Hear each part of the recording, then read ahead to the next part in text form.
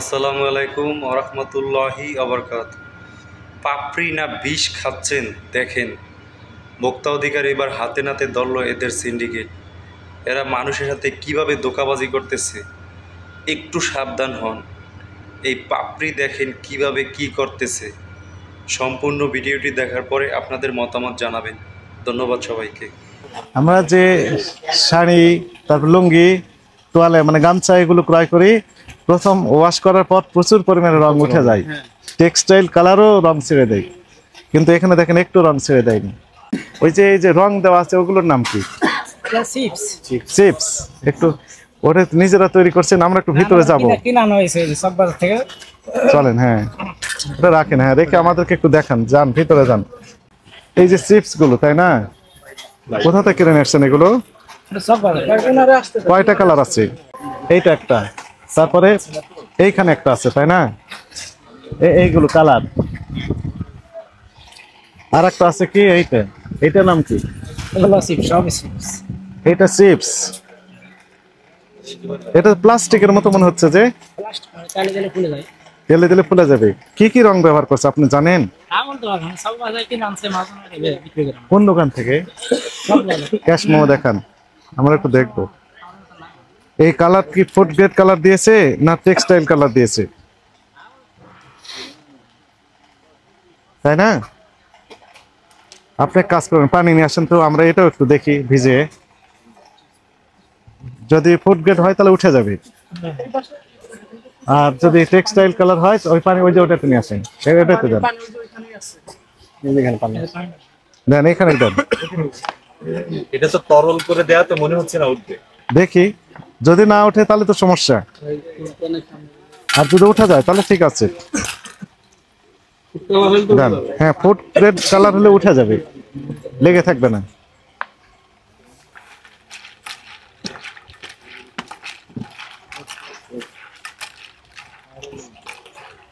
আচ্ছা, আমরা একটু অপেক্ষা করি।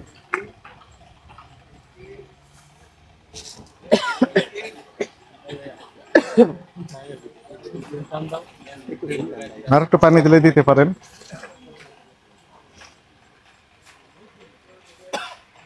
ঠিক আছে, রাখেন। হ্যাঁ, কিছুক্ষণ সময় আমরা অপেক্ষা করি।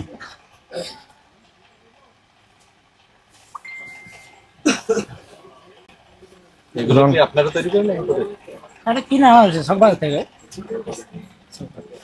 ফুড গ্রেড কালার কত দাম আপনার আইডিয়া আছে? আইডিয়া নাই। এটা কত করে কেজি বিক্রি করেন এগুলো? 80 টাকা 90 টাকা।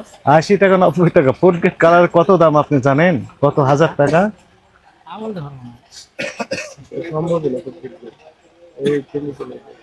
না, কালার চিন্তা করলে তো এটাতে দিবেই না।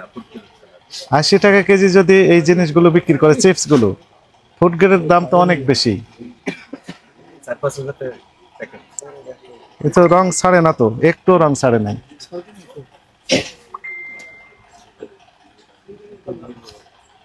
ইভেন আমরা যে শাড়ি, তারপর লুঙ্গি, তোয়ালে মানে গামছা এগুলো ক্রয় করি, প্রথম ওয়াশ করার পর প্রচুর পরিমাণে রং উঠে যায়, টেক্সটাইল কালারও রং ছেড়ে দেয়।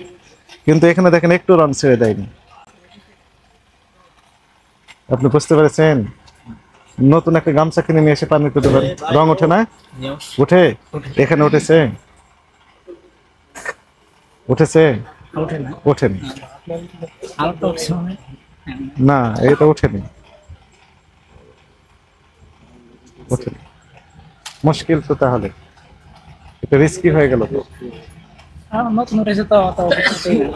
আচ্ছা, এই বিষয়ে আমাদের, আপনি মূল্য তালিকা তো ছিল ওইখানে, তাই না? ওই যে মেসার্স শাওন এন্ড ব্রাদার্স মূল্য তালিকা, তো মূল্য তালিকা বন্ধ করে রেখেছেন কেন? উদ্দেশ্য কি আপনার, বলেন? লেখা হয়নি, এটা তো অলসতা, লিখতে হবে। লিখে দিবে, এখন লেখেন। এই লেখেন মূল্য তালিকা নাই, এটা একটা বিষয়। এই বিষয়ে ব্যাখ্যা দিতে হবে, কোথা থেকে কিনেছেন ক্যাশ মেমো দেখাতে হবে আমাদের। না দেখালে এই বিষয়ে আপনাদের বিরুদ্ধে আমরা আইনগত ব্যবস্থা নেব। আর যদি ক্যাশ মেমো দেখাতে পারেন, মালিক দেখান, সেক্ষেত্রে যেখান থেকে কিনেছেন ওই প্রতিষ্ঠানে আমরা দেখবো যে আসলে উনি কোথায় পেয়েছেন। ছোলা কত করে বিক্রি করেন? 100 টাকা। চমৎকার। কিন্তু তো মূল্য তালিকা না থাকলে তো বুঝবে কিভাবে? বড় দোকান, আপনাদের মূল্য তালিকা থাকা উচিত ছিল। ঠিক আছে, আপনি আগে জরিমানাটা পরিশোধ করেন। নেন, দ্রুত করেন। আর এই যে রসিদগুলো রাখবেন, ওই যে চিপসের লাল চিপস কোথা থেকে এনেছে সবকিছু রাখতে বলবেন, এটা অধিকতর তদন্ত হবে। ঠিক আছে, এখন এটা যেটা রায় হয়ে গেছে এটা পরিশোধ করেন, আপনার মহাজনকে পরে আপনি কথা বলবেন। আর যদি না হয় তাহলে আমাদের দোকান সিলগালা করতে হবে। আমি দ্রুত করেন, দ্রুত করেন। আমাদের অফিসে আগামীকাল সকাল 10টার ভিতর পৌঁছায় দেয়। অফিস আমাদের ওখানে লেখা আছে রিসিটে। আমাদের ভোক্তাদেরও সচেতন হতে হবে, তাই না? হ্যাঁ, রঙিন জিনিস কেন খেতে হবে? দেখতে সুন্দর তো। ন্যাচারাল কালার সেটি যদি আমরা পছন্দ করি তাহলে ইনারা এই রং মেশানোর সুযোগটা পাবেন না। হ্যাঁ, সেটাই আমরা যদি খেতে চাই সেটা খেতে পারি। ঠিক আছে, সবাইকে দায়িত্বশীল হতে হবে, তাই না? এখন চলেন তাহলে আগামীকাল সকাল 10 ঘটিকার মধ্যে ঠিকানা আছে কিন্তু আমাদের এই পৌঁছায় দিবেন রিসিট। ওই কি পৌঁছাবেন? Cash memo. ঠিক আছে।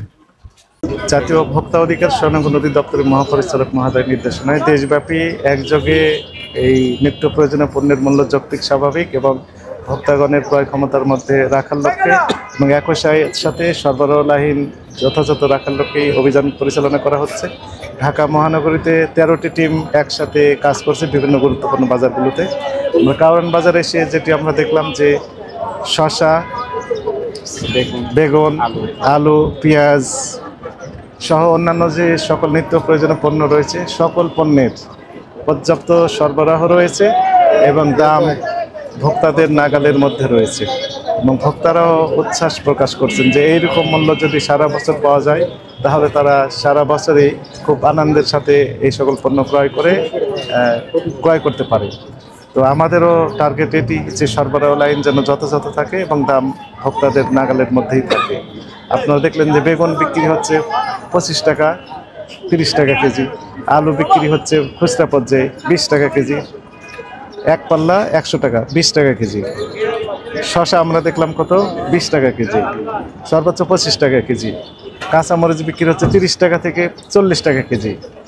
এবং প্রতিটা পণ্য একদম ভোক্তাদের নাগালের মধ্যেই রয়েছে, দাম এবং সরবরাহ পর্যাপ্ত রয়েছে।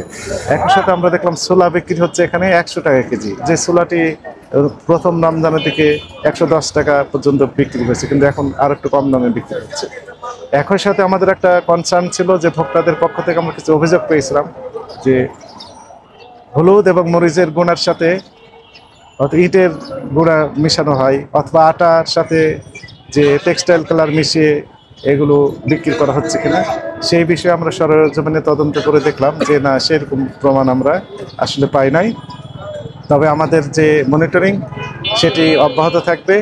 অসাধু ব্যবসায়ীরা কোনোভাবেই যেন এই কার্যক্রম যেন পরিচালনা করতে না পারে সেই বিষয়ে আমাদের নজরদারি থাকবে এই সকল মিলগুলোতে। তো জনস্বার্থে আমাদের অভিযান অব্যাহত থাকবে। বাজার তদারকিতে বেশ কিছু ব্যবসায়ী কথা বলছিলেন যে আসলে 10 বছরের সর্বনিম্ন বাজার, তো তাদের লাভ থাকতেছে কিনা বা এ বিষয়ে যদি একটু ক্লিয়ার। না, আসলে আপনারা তো দেখলেন যে আসলে ব্যবসায়ী যেনারা বলছেন যে বিগত 5-7 এমনকি 10 বছর যাবত এই সকল পণ্যের মূল্য এত কম দামে বিক্রি হতে তারা দেখেনি বা তারা বিক্রি করেনি মর্মে জানিয়েছেন।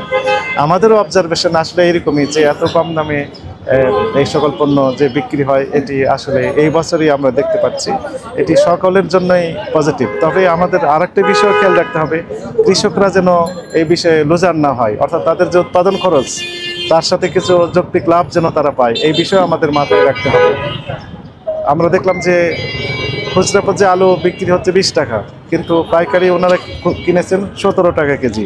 যদি এখানে 17 টাকায় কিনে থাকে তাহলে কৃষকরা আরও কম দামে বিক্রি করেছে, কিন্তু যদি 1 কেজি আলু উৎপাদন কস্ট যদি 18 টাকা 20 টাকা হয়ে থাকে তাহলে সেই পর্যন্ত টাকা তো কৃষকদের আমাদের দিতে হবে। এই বিষয়ে যথাযথ কর্তৃপক্ষ ভেবে দেখবেন এবং প্রয়োজনীয় ব্যবস্থা নেবেন, এটিও আমাদের আহ্বান থাকবে। Thank you. খুচরা বাজারে অভিযান পরিচালনা করে আসলে কতটুকু সুফল নিয়ে আসা সম্ভব বলে আপনি মনে করছেন? আমাদের টিম পাইকারি উৎপাদনকারী প্রতিষ্ঠান থেকে শুরু করে বিপণন, পাইকারি, ডিলার এবং খুচরা সকল স্তরেই আমরা মনিটরিং কার্যক্রম পরিচালনা করে থাকি। আপনি যেমন বলছেন যে খুচরা পর্যায়ে শুধু আমরা যাই, এইটি যথাযথ নয়। খুচরা পর্যায়ে ডিলার বা পাইকারি কোনো পর্যায়ে যেন কোনো রকম ম্যানিপুলেশন করতে না পারে, কোনো রকমের প্রতারণা করতে না পারে, কোনো রকম কৃত্রিম প্রাইসেস তৈরি করতে না পারে, দাম যেন বেশি নিতে না পারে অযৌক্তিকভাবে, এই কার্যক্রমগুলো আমরা মনিটরিং করছি। ফলে আমাদের নজরদারি সকল পর্যায়ে রয়েছে।